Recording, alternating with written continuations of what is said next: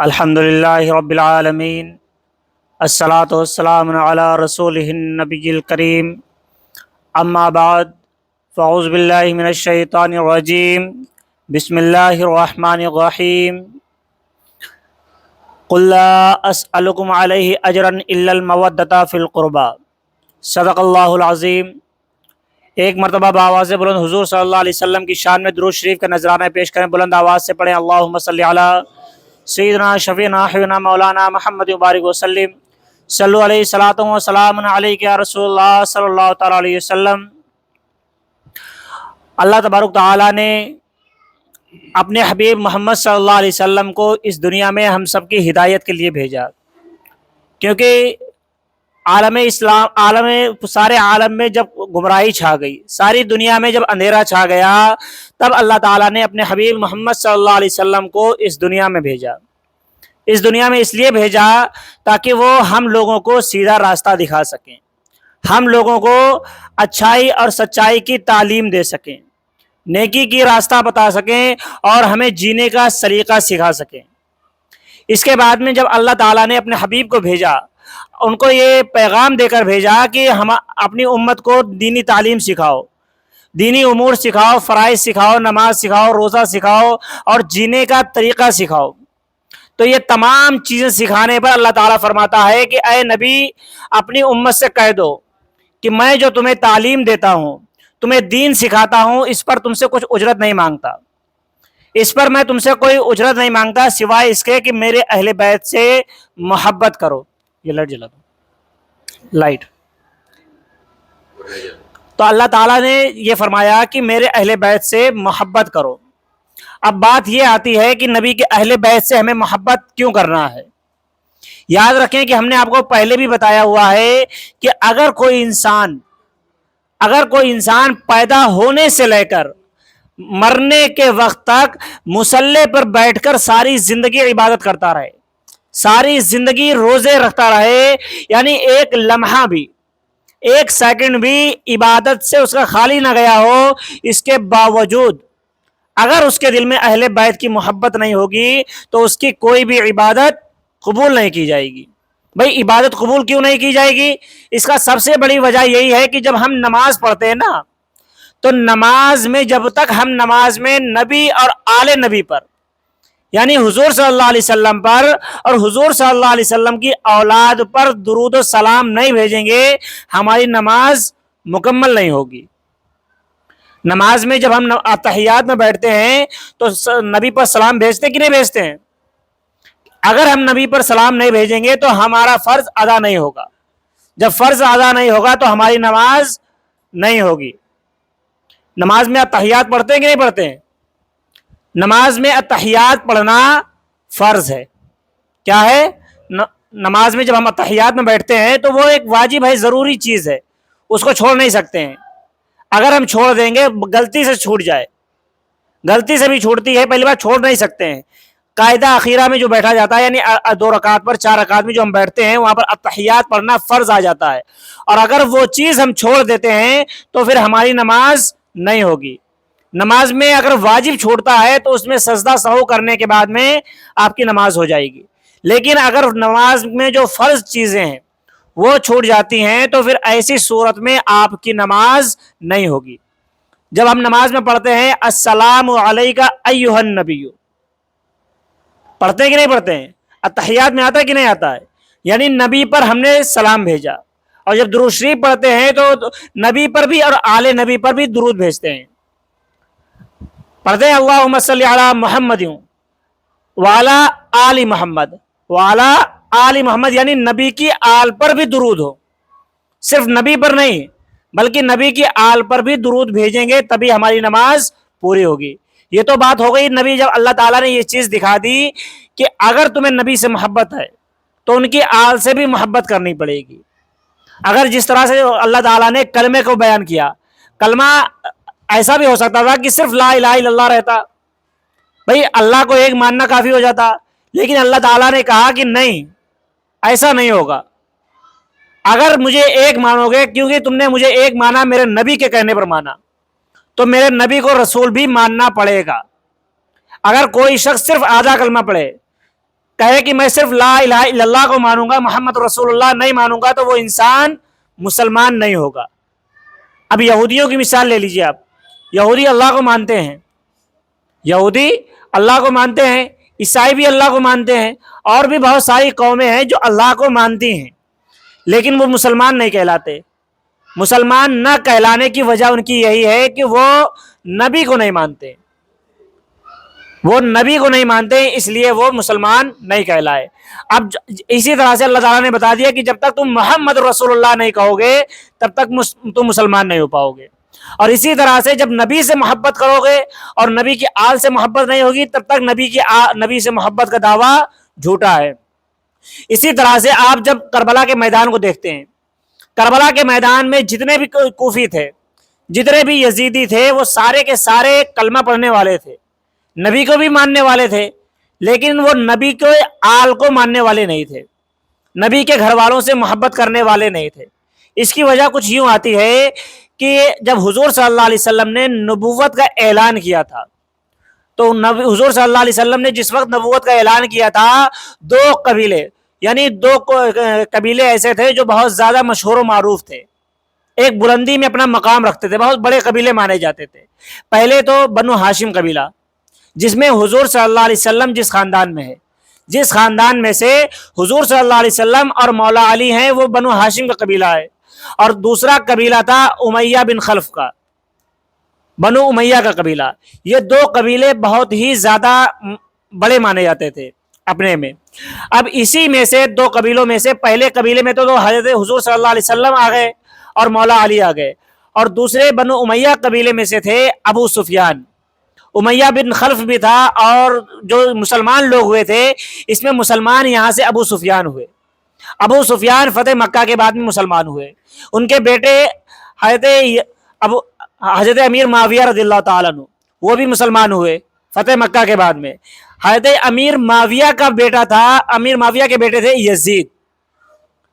اب یزید یہاں سے غلط ہوا، لیکن جب حضرت امام حسین علیہ السلام کا سر مبارک یزید کے دربار شام میں جب ابن زیاد نے، عبداللہ بن زیاد نے پیش کیا تھا، وہاں پر لے کر گیا تھا، تب یزید نے کچھ اشعار کہے تھے جن کا مطلب یہ ہوتا ہے، اس کا کہنے کا اشعار کا مطلب یہ ہے، معنی مفہوم یہ ہے کہ یزید نے کہا تھا کہ کاش آج ہمارے آباء و اجداد یعنی ہمارے باپ دادا زندہ ہوتے تو وہ دیکھتے کہ کس طرح سے میں نے بنو ہاشم سے میں نے بدر کا بدلہ لے لیا۔ بدر آپ کو بتا دیں کہ یہ اسلام کی سب سے پہلی جنگ تھی۔ اس سے پہلے جب مسلمانوں کو، یعنی بدر کی لڑائی سے پہلے، بدر کی جنگ کے بعد میں ہی اسلام غالب آیا تھا۔ اس سے پہلے مسلمانوں کو بہت زیادہ ظلم و ستم سہنے پڑتے تھے، مسلمان صحیح طرح سے کھل کے عبادت بھی نہیں کر سکتے تھے، مسلمانوں کو نماز پڑھنے پر بھی ان پر دشواریاں آتی تھیں، ان کے ساتھ مار پیٹ کی جاتی تھی۔ جب حضور صلی اللہ علیہ وسلم اس سے پہلے جب نماز پڑھتے تھے مکہ مکرمہ میں، حضور صلی اللہ علیہ وسلم جب نماز پڑھتے تھے تو کفار اونٹ کی اوجڑی لا کر آپ کے کندھوں پر ڈال دیا کرتے تھے، ایسا وقت تھا وہ۔ لیکن اسی طرح سے جب مکہ میں حضور صلی اللہ علیہ وسلم پریشان ہو گئے، بہت زیادہ مشکلیں آئیں، تب آپ ہجرت کر کے مدینہ گئے۔ مدینہ میں بھی یہ سارے معاملات پیش آتے رہے۔ جب اللہ تعالیٰ نے دوسری ہجری میں، یعنی ہجرت کرنے کے ایک سال بعد میں دوسری ہجری جب اسٹارٹ ہوئی، تو اللہ تعالیٰ نے مسلمانوں کو جنگ کی اجازت دی تھی۔ اس کے بعد جنگ بدر میں مسلمانوں نے ایسا غلبہ پایا کہ تمام کفار کے جتنے بڑے بڑے سردار تھے، ابو جہل، عتبہ، ابو لہب، امیہ بن خلف، یہ سارے کے سارے جو نامور سردار ہوا کرتے تھے، بڑے بڑے سردار، ان سب کو مار گرایا گیا، یہ سارے مر گئے۔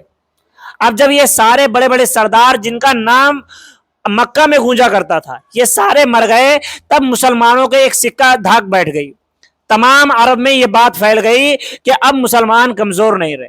مسلمان بہت طاقتور ہو گئے۔ اب ظاہر سی بات ہے، یہاں پر ہم نے آپ کو بتایا کہ امیہ بن خلف، ولید بن مغیرہ اور عتبہ، یہ سارے کے سارے اس کے رشتہ دار ہوا کرتے تھے، یہ سارے کے سارے سردار، بڑے بڑے سردار مارے گئے۔ اب انہی کو اپنے آباء و اجداد یزید بتا رہا ہے کہ ان کا بدلہ میں نے لے لیا۔ اب بدلہ لینے کے لیے کون تھا؟ حضور صلی اللہ علیہ وسلم، کیونکہ بنو ہاشم میں صرف دو لوگ یہ ہیں، بنو ہاشم سے تھے، اس ٹائم لڑنے والے تھے حضرت محمد صلی اللہ علیہ وسلم، دوسرے تھے مولا علی اور حضرت امیر حمزہ رضی اللہ تعالیٰ عنہ۔ کیونکہ جب آپ بدر کی تاریخ اٹھا کر دیکھیں گے تو سب سے زیادہ اگر کسی نے نقصان پہنچایا تو مولا علی نے،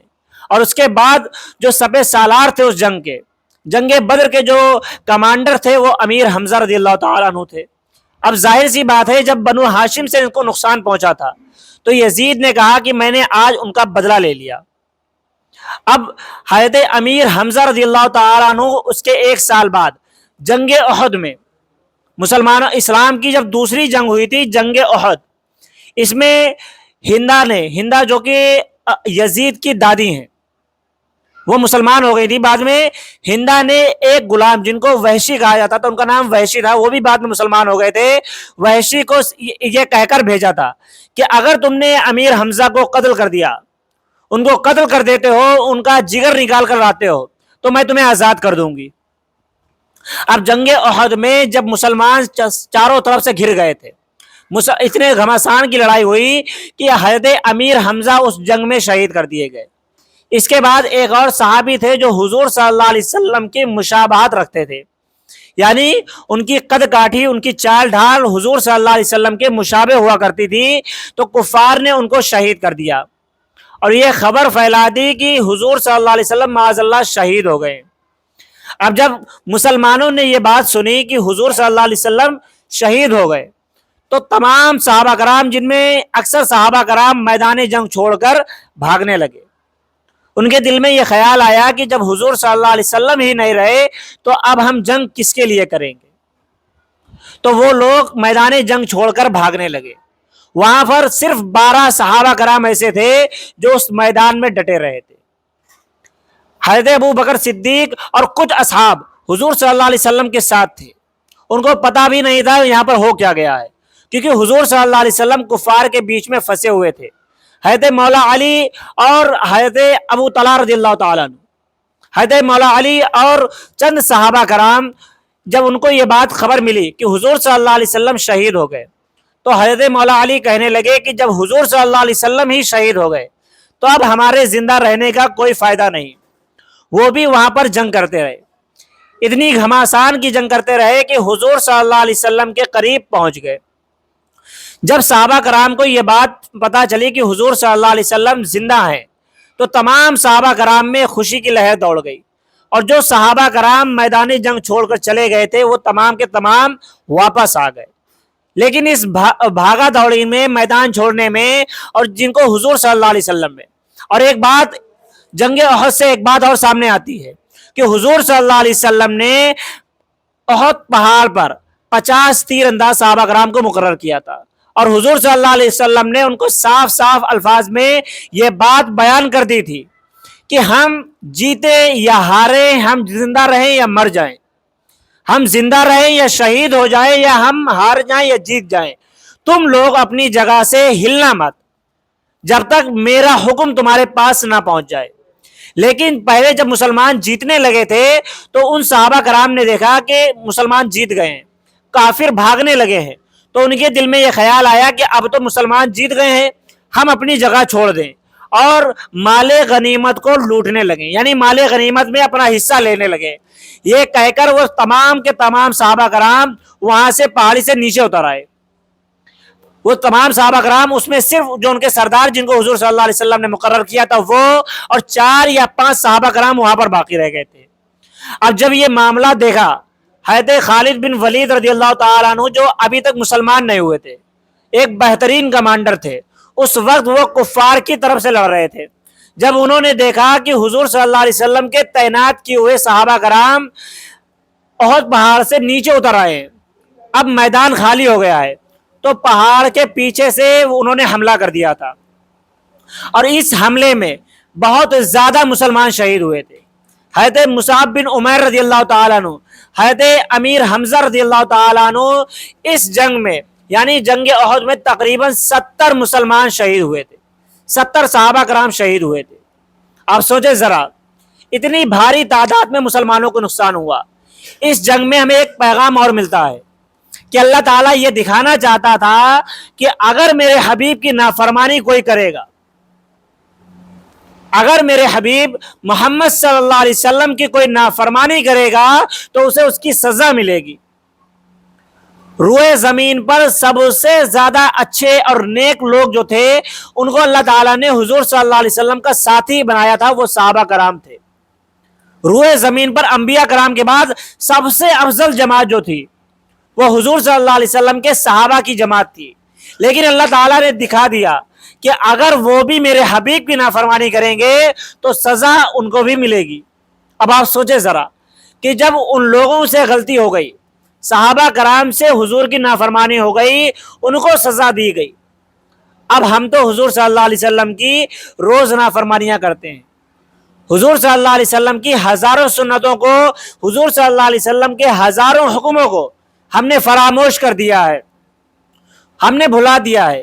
حضور صلی اللہ علیہ وسلم کی تعلیمات کو ہم نے اپنی پیٹھ کے پیچھے ڈال دیا ہے، اس پر عمل نہیں کرتے ہیں، ان احکامات کو ہم نے بھلا دیا ہے۔ تو آپ سوچیں ذرا، جب حضور صلی اللہ علیہ وسلم کی نافرمانی کرنے پر وہاں سزا مل سکتی ہے تو آج ہم نافرمانی کر رہے ہیں تو ہم بھی اس سزا میں مبتلا ہو جائیں گے۔ ضروری نہیں ہے کہ اللہ تعالیٰ سزا دینے کے لیے آگ کی بارش برسا دے، ایسا نہیں ہوتا ہے۔ ضروری نہیں ہے کہ آگ کی بارش ہو جائے یا طوفان آ جائے یا زمین پھٹ جائے، یہ ساری چیزیں بھی ہو رہی ہیں، لیکن اللہ تعالیٰ کبھی کبھی ایسا بھی کرتا ہے کہ ظالم بادشاہ مسلط کر دیتا ہے، اور وہ چیز آج ہم پر ہو چکی ہے کہ آج ہم مسلمانوں پر ظالم بادشاہ مسلط کر دیا گیا، ایسا ظالم کہ ہم اس کے ظلم سے پناہ مانگتے ہیں، اس سے بچنے کی راستہ ڈھونڈتے ہیں، لیکن اس سے بچنے کا کوئی راستہ نہیں۔ اس سے بچنے کا صرف ایک ہی راستہ ہے جو حضور صلی اللہ علیہ وسلم نے فرمایا کہ جب بھی تم پر ظالم بادشاہ مسلط ہو جائے یا تم پر عذاب نازل ہونے لگے یا تم پریشانیوں میں مبتلا ہو جاؤ تو اس وقت صرف ایک ہی راستہ ہے کہ استغفار کا ورد زیادہ سے زیادہ کرنا۔ یعنی اگر ہم اس مصیبت سے، اس مشکل سے بچنا چاہتے ہیں تو ہمیں چاہیے کہ ہم استغفار کریں، استغفار کریں اور اللہ تعالیٰ سے دعائیں کریں۔ اللہ تعالیٰ سے دعا حضور صلی اللہ علیہ وسلم کا وسیلہ دے کر کرنی ہے۔ حضور صلی اللہ علیہ وسلم کی اولاد، ان کی آل کا وسیلہ دے کر ہم جب دعائیں کریں گے تو اللہ تعالیٰ ہماری دعاؤں کو بھی قبول فرمائے گا۔ اور ہمارے دلوں میں اہل بیت کی محبت ہونی بہت ضروری ہے، کیونکہ جب تک ہمارے دلوں میں اہل بیت کی محبت نہیں ہوگی، ہم نے پہلے بھی آپ کو بتایا کہ نہ ہماری نماز ہمیں کام دے گی، نہ ہماری تلاوت ہمارے کام آئے گی، نہ ہی ہمارا روزہ، نماز، حج، زکوٰۃ کچھ بھی کام نہیں آئے گا۔ خارجی ایک قوم ہے، خارجی ایک قوم آج بھی دنیا میں موجود ہے، انہی خارجیوں نے حضرت مولا علی علیہ السلام کو شہید کیا تھا۔ جس خارجی عبد الرحمن ابن ملجم جس نے حضرت مولا علی کو شہید کیا تھا، جب اس کو پکڑا گیا تو اس کو پکڑنے کے بعد میں یہ کہا گیا 19 رمضان المبارک کو حضرت مولا علی پر اس نے وار کیا تھا، اب اس کو قید کر لیا گیا اور کہا گیا کہ ابھی اس کے ہاتھ کاٹ دو اور اس کی زبان کاٹ دو، 10 دن کے بعد اس کو سزائے موت دی جائے گی۔ تو وہ کہنے لگا کہ ایسا نہ کرو، مجھے مارنا ہے تو ابھی مار دو لیکن میری زبان نہ کاٹو۔ تو صحابہ کرام کہنے لگے کیوں آج تمہیں اب خوف آنے لگا ہے؟ تم نے امیر المومنین کو قتل کرنے سے پہلے، ان کو شہید کرنے سے پہلے نہیں سوچا تھا؟ تو کہنے لگا کہ میں موت سے نہیں ڈر رہا ہوں، بلکہ میں ڈر اس بات سے رہا ہوں کہ تم لوگ 10 دن بعد مجھے مارو گے، 10 دن بعد مجھے قتل کرو گے، اور 10 دن تک میں بغیر قرآن کی تلاوت کے کیسے رہوں گا؟ آپ اندازہ لگائیے کہ وہ اس نے کہا کہ میں ایک لمحہ بھی اللہ کا ذکر کیے بغیر نہیں رہ سکتا، قرآن کی تلاوت کے بغیر نہیں رہ سکتا۔ اب آپ سوچیں، اتنی زیادہ قرآن کی تلاوت کرنے والا، لیکن اس کے باوجود حضور صلی اللہ علیہ وسلم نے مولا علی سے فرمایا تھا کہ اے علی، جانتے ہو کہ اس روئے زمین پر سب سے بدترین شخص کون ہے؟ تو حضرت مولا علی علیہ السلام کہنے لگے کہ اللہ اور اس کے رسول بہتر جانتے ہیں۔ تو حضور صلی اللہ علیہ وسلم نے فرمایا تھا کہ اے علی، ایک وہ شخص جس نے حضرت صالح علیہ السلام کی اونٹنی کو کاٹا تھا، حضرت صالح علیہ السلام کی اونٹنی کے پاؤں کو کاٹا تھا، ایک وہ شخص بدترین ہے، اور دوسرا وہ شخص جو تمہارے چہرے پر حملہ کرے گا اور تمہاری داڑھی خون سے رنگین ہو جائے گی۔ وہ اس روئے زمین پر یہ 2 سب سے بدترین شخص ہیں۔ اب آپ سوچیں ذرا، جن کو حضور صلی اللہ علیہ وسلم نے بدترین کہہ دیا، لیکن وہ قرآن کو اتنا زیادہ پڑھنے والا۔ اسی لیے کہا جاتا ہے کہ اگر اہل بیت کی محبت نہیں ہوگی تو نہ ہماری نماز ہمارے کام آئے گی، نہ ہماری قرآن کی تلاوت ہمارے کام آئے گی، نہ ہی ہماری کوئی عبادتیں ہمیں بچا پائیں گی۔ اس لیے ہمیں نبی سے بھی محبت کرنا ہے، نبی کے صحابہ سے بھی محبت کرنا ہے، اور نبی کے اہل بیت سے بھی محبت کرنا ہے، تبھی ہمارا بیڑا پار ہوگا۔ اللہ تعالیٰ کہنے سننے سے عمل کرنے کی توفیق عطا فرمائے۔ وآخر دعوانا ان الحمد للہ رب العالمین۔ آپ لوگ سفر